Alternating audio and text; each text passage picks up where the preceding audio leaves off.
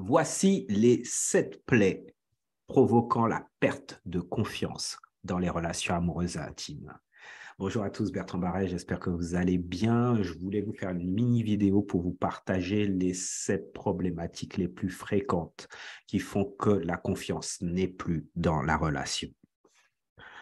Cause numéro 1, l'infidélité. L'infidélité fait des désastres. Et donc, il est très, très difficile de récupérer le couple et retrouver une confiance lorsqu'elle a été entachée par une infidélité. Point numéro 2, les tromperies.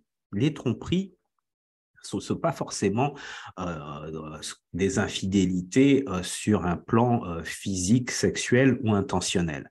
Les tromperies, ça va être les mensonges, ça va être les non-dits, ça va être les choses qui sont faites en cachette, vraiment ce que j'appelle les messes basses, en fait.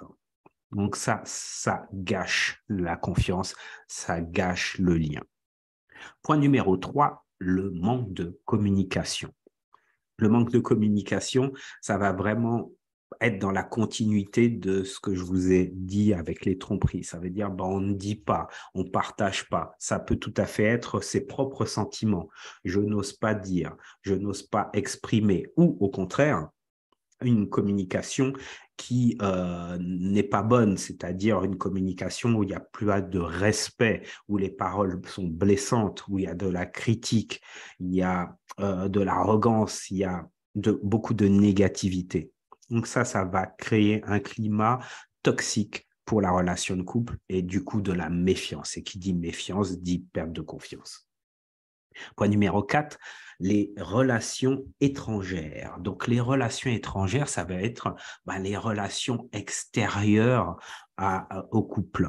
Donc, les relations extérieures au couple, c'est pas forcément de l'infidélité. Ça va être une amitié forte avec une personne extérieure qui fait que ça va créer de la jalousie. Ça veut être, tu écoutes plus tes parents que moi.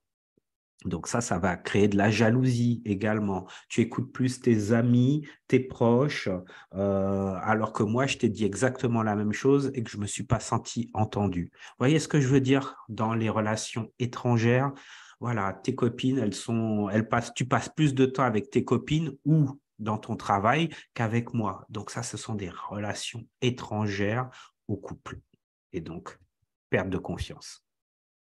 Point numéro 5, les mauvaises habitudes. Les mauvaises habitudes, ça va être du coup de ne pas passer un petit coup de fil pour dire je vais être en retard pour rentrer à la maison. Ça va être toujours des cachotteries, des addictions, par exemple, des addictions au jeu, des addictions à l'alcool. Et donc, ce sont des mauvaises habitudes qui détériorent la relation globale avec le ou la partenaire, et donc qui déplaisent parce qu'elles ont un impact direct ou indirect sur le lien amoureux. Point numéro 6, les gestes inattendus. Donc, les gestes inattendus, ça va être des réactions de colère, ça va être des réactions de fuite qui font que on est surpris parce que ça n'a pas été exprimé de manière logique, de manière classique. Et là, on est complètement déstabilisé. Qu'est-ce qui se passe? Qu'est-ce que j'ai fait pour que tu puisses casser une assiette, que tu puisses partir en claquant la porte sans rien dire, que tu puisses ne pas dormir dans le lit conjugal alors qu'on s'est embrouillé, mais bon, quand même. Vous voyez, donc ça, ce sont les gestes inattendus qui peuvent impacter la relation et qui peuvent faire perdre confiance à l'autre.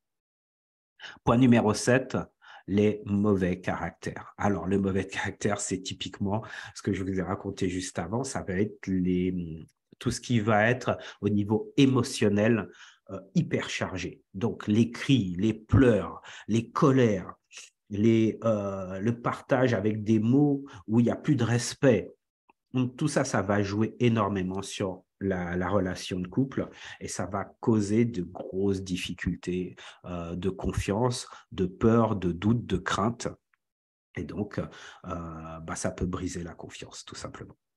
J'espère que cette vidéo vous a plu. Likez, partagez avec un maximum de personnes.